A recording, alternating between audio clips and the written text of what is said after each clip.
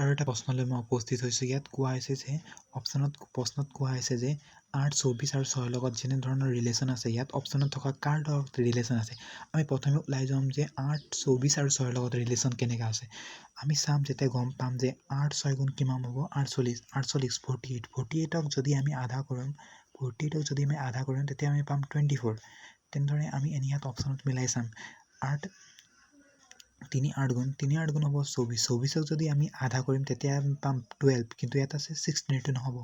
ইয়াত হ'ব ৮ ৯ গুণ ৮ ৯ গুণ হ'ব ৭২, ৭২ক যদি আমি আধা কৰিম তেতিয়া আমি 40 নাপাম।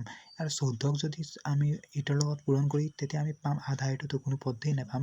কিন্তু আমি ৮ ৩ গুণ কিমান হ'ব ২৪, ২৪ক যদি আমি আধা কৰিম 12 পাম। এইটো চিৰিজৰ লগত মিল খাইছে। ইয়াত তিনিটাৰ লগত এটাৰ আনটোৰ লগত সম্পৰ্ক আছে। ইয়াত যেনেদৰে ইয়াত প্ৰশ্নত আছে। তো অপশ্যন ডিটো হ'ব ৰাইট।